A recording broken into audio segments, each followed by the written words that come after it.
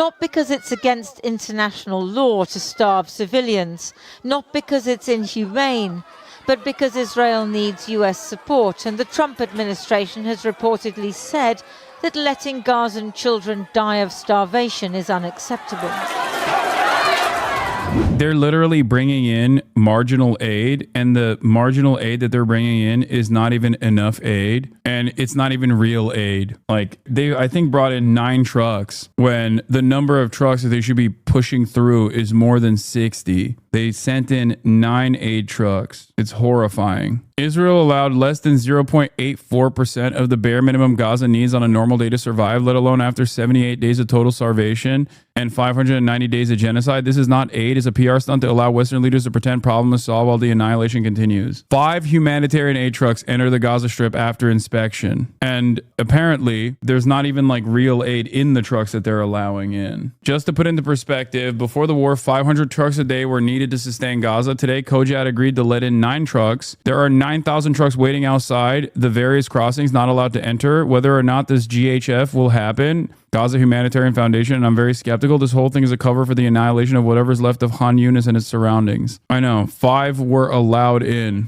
There are thousands waiting to be let in. It is exactly like Putin saying he wants a ceasefire with Trump in Ukraine. Yes, except the difference here is Trump doesn't have any way of stopping Vladimir Putin, whereas Trump has every way to stop Benjamin Netanyahu. Trump, if tomorrow he got hit with like a humanity laser beam and became an empathetic person, could make one phone call and stop this. Do you understand? This is something that's very important to recognize, something that I repeat all the time. The reason why I repeat this all the time is so that people don't actually misunderstand the American government's involvement. Can he? Honest question? Yes. 1,000,000%. Yes, just like Biden had the opportunity to put an end to this with one phone call, Trump also has an opportunity to put an end to this with one phone call. Israel would not be able to conduct this Holocaust without our steady munitions flowing into Israel. There is no world in which Israel gets to do any of this without American funds, without American weapons, and without American cover. Ironically, like we joke about him going, Vladimir, stop. I said, Vladimir, you're not going in.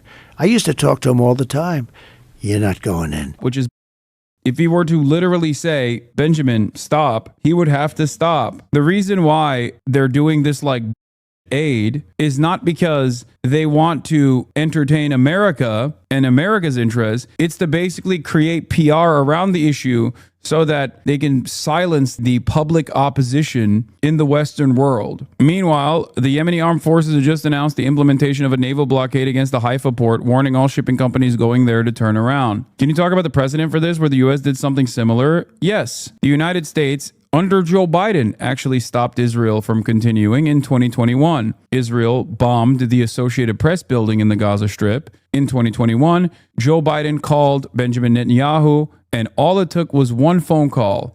The United States is also under Reagan stopped Israel from continuing to pummel. I think it was, at that point, it was Lebanon. Yes, one phone call. Ronald Reagan literally said, what you're doing is the Holocaust. What you're doing is a Holocaust. And by the way, this is not just my assessment. Look no further than Bezalel Smotrich, who has openly admitted this reality. Okay? Israel's finance minister Bezalel Smotrich gave a speech Monday defending Israel's strategy of mass devastation in Gaza, saying humanitarian aid is only being allowed in so the world does not stop us and accuse us of war crimes. The goal, he insisted, is to conquer, clear, and stay until Gaza is dismantled beyond recognition. On aid, Smotrich said only the bare minimum will be allowed. A few bakeries distributing pitas, a daily portion of cooked food.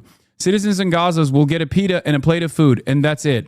That's exactly what we see in the videos. People standing in line, waiting for a plate of soup. The purpose, he admitted, is not relief, but optics. It allows the world to continue providing us with international protection. We are annihilating everything that remains in the Strip, he declared, simply because it is one big city of terror. He described the new military strategy as one of permanent occupation. No more raids with ins and outs. We are conquering, clearing, and staying until Hamas is destroyed. He welcomed the shift towards targeting Gaza's civil infrastructure.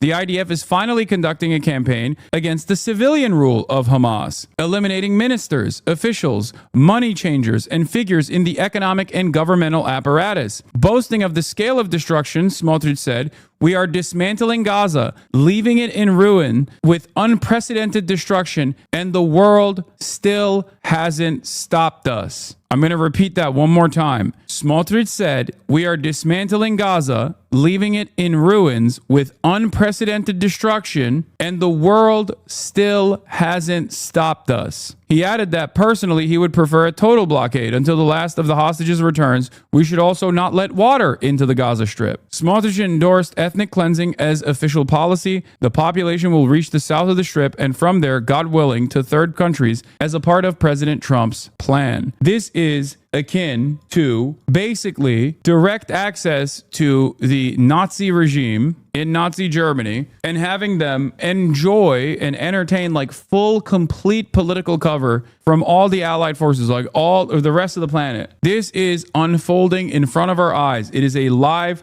streamed Holocaust. Israel is not oblivious to how much America is allowing this to happen, how much America is pushing for this to happen. It's insane. The scale of atrocity is insane. Breaking: UK, France, and Canada, Israel cease renewed military offensive in Gaza and lift aid restrictions or face further concrete actions. We will not stand by while the Netanyahu government pursues these egregious actions. They should have said this on October 10th, by the way. The very fact that they're saying it almost 2 years after Israel's genocide is crazy, and they're not going to do anything, I don't think. In a joint statement, they called the suffering intolerable, condemned Israeli threats of forced displacement, and slammed Israel's aid offer as wholly inadequate. You need to understand, like, these guys, they have power. They could do this. That is, of course, if they were a separate entity outside of the scope of American foreign policy. They are not, and therefore they won't do anything. These guys are vestiges of American empire, okay? Make no mistake. They are not autonomous nations that exercise their sovereignty or people that care about the suffering of Palestine and Palestinians. They can try to entertain political pressure like this after 19 months of unlimited death and destruction. But at the end of the day,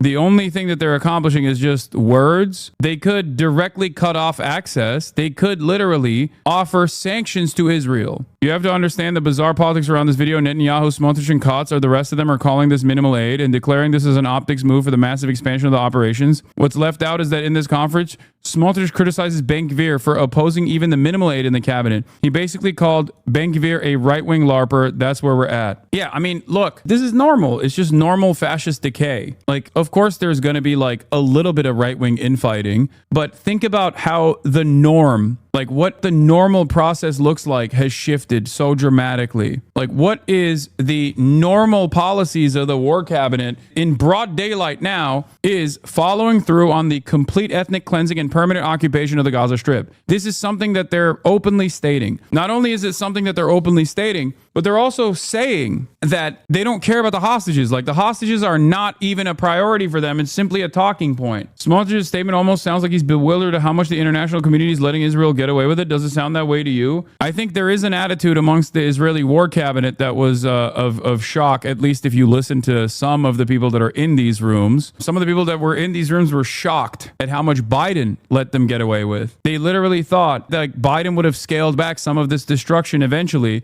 but once they realized that there is no leash and that the leash had snapped in its entirety, they just kept going. I think it's also partially what Hamas's calculation was as well. Hamas thought that the rest of the world, like global leadership, would have probably said enough is enough to the unlimited atrocities that Palestinians were being subjected to, not realizing that the well of depravity is endless. It's just so absurd that this is the debate. Minimal aid and genocide versus no aid and genocide. Yeah, that's the major point of contention inside of the war cabinet in Israel and the government. Fantastic stuff. It is really insane. This is how you come to the recognition of how Nazi Germany took place, though.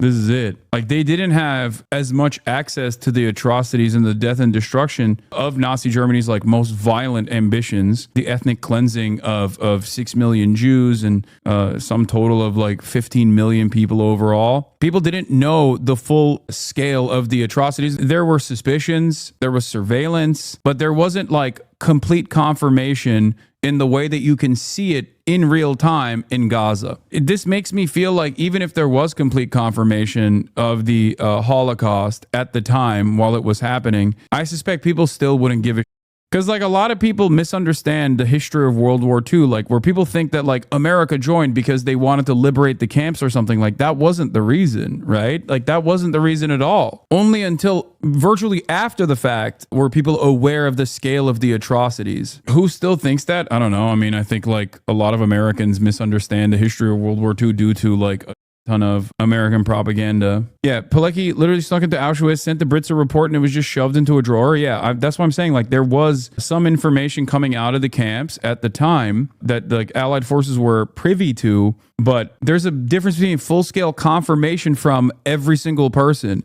Like right now, in this day and age, with the access to information that we have, the unprecedented amount of access that we have to information in real time over the internet, you literally have direct real-time confirmation of the events that are unfolding, the scale of the atrocities, right? It's not even comparable. It's not comparable to the broader public's understanding of what the was going on inside of these concentration camps. This isn't to like offer plausible deniability to like everyday Germans and all these people that were complicit, right, in the death and destruction that lived around these concentration camps, these death camps, and just like never understood why it was so ashy all the time. You know, that's not what I'm saying at all. If you were interested in understanding how like something as violent and as ruthless, like the scale of atrocity and the mechanization of death that the Nazis put together could ever happen with decent public support for at least like the deportation policies, like the disappearance policies that were implemented in broad daylight and legalized in the aftermath of the race laws. If you're wondering how like so many people can sign off on this, look no further than what people are seeing right now. Look no further than what people are experiencing right now. There is another Holocaust taking place in front of our eyes. And people look at that and either go,